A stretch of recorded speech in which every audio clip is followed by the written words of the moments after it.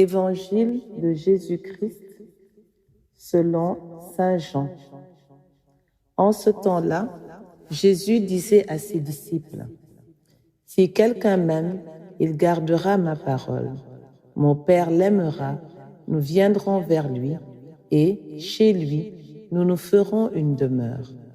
Celui qui ne m'aime pas ne garde pas mes paroles. Or, la parole que vous entendez n'est pas de moi, elle est du Père qui m'a envoyé. Je vous parle ainsi, tant que je demeure avec vous.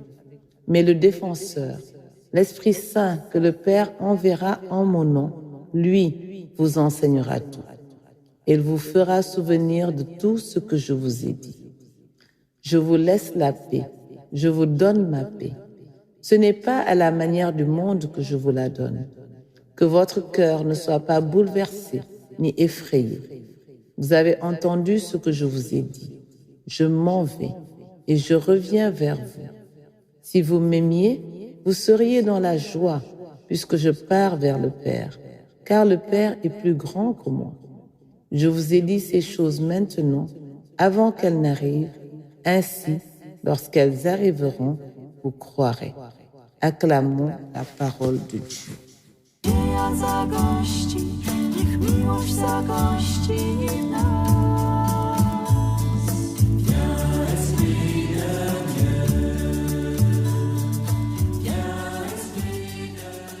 Chers frères et sœurs, l'évangile de ce 6e dimanche de Pâques continue de nous relater le discours d'adieu de Jésus à ses disciples. Des paroles fortes qui renferment aujourd'hui plusieurs enseignements parmi lesquels on peut retenir la relation étroite entre Jésus et son Père, la récompense de celui qui aime et garde les commandements du Christ, la promesse d'envoi de l'Esprit Saint, la paix que Jésus laisse à ses disciples et enfin, la joie que son départ devrait leur procurer. Permettez-moi, frères et sœurs, de méditer avec vous sur cette promesse de l'Esprit Saint que Jésus fait à ses disciples. Il leur dit, « Le défenseur, l'Esprit Saint que le Père enverra en mon nom, lui vous enseignera tout et il vous fera souvenir de tout ce que je vous ai dit. » Que signifient ces paroles? Eh bien, elles signifient que Jésus part, mais ne laisse pas ses disciples seuls. Que quelqu'un d'autre poursuivra son enseignement et maintiendra ses disciples dans la communion avec lui. Et ce quelqu'un, c'est l'Esprit Saint. Frères et sœurs, la première chose à souligner, c'est l'appellation que Jésus donne à l'Esprit Saint. Il l'appelle le défenseur, c'est-à-dire l'avocat. Celui qui est appelé auprès de quelqu'un pour l'aider, le défendre et faire en sorte qu'il ne dévie pas. Mais de quoi donc l'Esprit Saint est-il appelé à défendre les disciples? Sûrement pas de Dieu, car Dieu ne veut que leur bonheur. En fait, l'Esprit Saint les défend contre l'erreur, contre l'esprit du monde et parfois contre cette partie de l'homme que saint Paul appelle la chair et qui s'oppose à Dieu, qui lutte contre Dieu. Le second aspect à retenir de cette promesse de Jésus est qu'il dit que le Père enverra l'Esprit Saint en son nom. Cela signifie plusieurs choses. Ça signifie d'abord que l'Esprit Saint prendra la place de Jésus auprès de ses disciples. Le second sens est que, parce que le Père exauce la prière que Jésus demande pour ses disciples, à savoir l'Esprit Saint. La troisième signification est que, parce que l'Esprit Saint glorifiera le nom de Jésus, qui est la source unique du salut. Et enfin, le quatrième sens, parce que le Père envoie l'Esprit Saint à ceux qui aiment Jésus et que Jésus aime. C'est pourquoi Jésus dit que l'Esprit Saint est envoyé en son nom. Le troisième aspect à retenir de cette promesse est le rôle de l'Esprit Saint. Deux choses, il enseigne et il fait souvenir. La première fonction de l'Esprit est donc d'enseigner aux disciples toutes les vérités relatives au salut. L'Esprit Saint enseigne ce qu'il faut croire, il enseigne comment il faut aimer de l'amour de Dieu et il enseigne comment se maintenir dans l'espérance. Et le pape François nous dit à ce propos que l'Esprit nous enseigne la doctrine de Jésus et nous enseigne comment développer notre foi sans nous tromper. Parce que la doctrine grandit, mais toujours dans la même direction. Elle grandit dans la compréhension. Et l'Esprit nous aide à grandir dans la compréhension de la foi, à la comprendre davantage, à comprendre ce que dit la foi. La foi n'est pas quelque chose de statique. La doctrine n'est pas quelque chose de statique. Elle grandit. Elle grandit comme les arbres grandissent. Ce sont toujours les mêmes, mais plus grands, avec du fruit, mais toujours les mêmes, qui vont dans la même direction. Frères et sœurs, le second rôle de l'Esprit Saint est de nous faire souvenir, de nous rappeler tout ce que Jésus a dit. C'est l'une des manières concrètes dont l'Esprit nous enseigne. Il nous rappelle, il rend lumineuses et vivantes toutes les choses que Jésus a faites et toutes les paroles qu'il a dites. Et nous trouvons une application concrète de ces deux fonctions de l'Esprit Saint, à savoir enseigner et rappeler dans la première lecture de ce jour.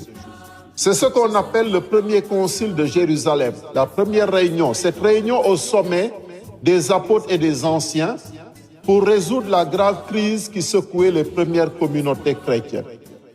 Comme vous le savez, les membres de l'Église se recrutaient parmi les Juifs devenus chrétiens, mais aussi parmi les païens. Et cette situation rendait la cohabitation très difficile, car les anciens Juifs devenus chrétiens avaient gardé les prescriptions de la loi de Moïse, à savoir les nombreuses règles de purification, d'ablution et surtout les règles très strictes concernant la nourriture, ce que les anciens païens devenus chrétiens n'avaient pas envie de suivre. C'est ainsi qu'il y eut une grosse querelle à Antioche, car des Juifs convertis venus de Jérusalem veulent imposer aux anciens païens de suivre entièrement cette loi de Moïse, dont la circoncision. Ils leur disent, si vous n'acceptez pas la circoncision selon la coutume qui vient de Moïse, vous ne pouvez pas être sauvés. Il fallait donc régler cette question qui risquait de diviser la communauté. Et c'est pourquoi Paul et Barnabé ainsi que quelques frères portent l'affaire devant les apôtres à Jérusalem. Frères et sœurs, cette question était très délicate, d'autant plus que Jésus n'avait expressément rien dit à ce propos. Qu'est-ce qu'il fallait donc faire? Jésus lui-même, qui était juif, avait globalement suivi la loi de Moïse, même s'il prenait des fois quelques libertés par rapport à elle. Cette question avait donc plusieurs enjeux, notamment celui de la communion. La communion consiste-t-elle en une uniformité ou en une unité dans la diversité? Il y a également l'enjeu de la fidélité. En quoi consiste la fidélité à Jésus? Faut-il d'abord être juif avant d'être chrétien pour être fidèle à Jésus? Et enfin, le troisième enjeu, c'est le salut. Est-ce que le salut de Dieu est conditionné par des pratiques ou il dépend uniquement de la foi, c'est-à-dire de l'adhésion de cœur? Finalement, après discussion, les apôtres et les anciens ont tranché en préservant l'équilibre de la communauté. Les chrétiens d'origine juive ne doivent pas imposer la circoncision et les pratiques juives aux chrétiens d'origine païenne. Mais de l'autre côté, les chrétiens d'origine païenne, par respect pour leurs frères d'origine juive, s'abstiendront de tout ce qui pourrait troubler la vie de la communauté, en particulier pour les repas. Et la phrase d'autorité qui accompagne ces décisions est la suivante. Les apôtres disent, l'Esprit Saint et nous-mêmes avons décidé. Donc, frères et sœurs, la parole de Jésus dans l'évangile d'aujourd'hui s'accomplit de manière admirable. L'Esprit Saint a enseigné aux apôtres ce qu'il fallait faire dans cette situation concrète et inédite, et il les a aidés à discerner et à respecter la volonté du Christ. Quelles leçons pour nous aujourd'hui? 3 leçons. La première, nous devons laisser l'Esprit Saint nous enseigner et nous rappeler les paroles et les actes de Jésus, en Église et personnellement. Pour cela, nous devons l'invoquer chaque jour, à chaque instant, invoquer l'Esprit Saint. Nous devons également le laisser agir, le laisser nous orienter et surtout suivre ses conseils. L'Esprit Saint est cette voix intérieure qui nous suggère de faire le bien et de suivre la volonté de Dieu. Mais souvent, hélas, nous faisons semblant de ne pas l'entendre ou nous refusons de l'écouter. Nous devons également, à chaque fois que nous avons à prendre des décisions, faire une rencontre avec l'Esprit Saint pour écouter ce qu'il a à nous dire. C'est ainsi qu'on laisse dans sa vie l'Esprit Saint nous enseigner et nous rappeler les paroles et les actes du Christ. Frères et sœurs, faisons vraiment de l'Esprit Saint notre confident. La deuxième leçon, le Concile, l'Assemblée de Jérusalem doit nous inspirer dans nos rapports avec nos traditions et coutumes, personnellement et en Église, en communauté. Devons-nous suivre toutes nos traditions ou devons-nous rompre avec elles pour mieux suivre le Christ? Cette question est loin d'être dépassée. Lorsqu'on a par exemple des difficultés, eh bien notre premier réflexe est de nous tourner vers nos pratiques traditionnelles, comme la divination, comme les marabouts, comme les gris-gris, etc. Comme le recommande notre Église, nous devons suivre nos traditions à condition qu'elles ne soient pas contraires à notre foi chrétienne et dans la mesure où elles favorisent l'entente et la bonne cohabitation, la communion. Mais tout ce qui, dans nos traditions, suscite la peur, la méfiance, la haine ou le désir de nuire à autrui doit être écarté. Troisième leçon enfin. Comme nous l'enseigne toujours dans la première lecture le Concile de Jérusalem, nous devons, sous la conduite de l'Esprit Saint, privilégier la communion et la charité fraternelle dans nos familles et dans nos communautés, surtout en cette année de la synodalité.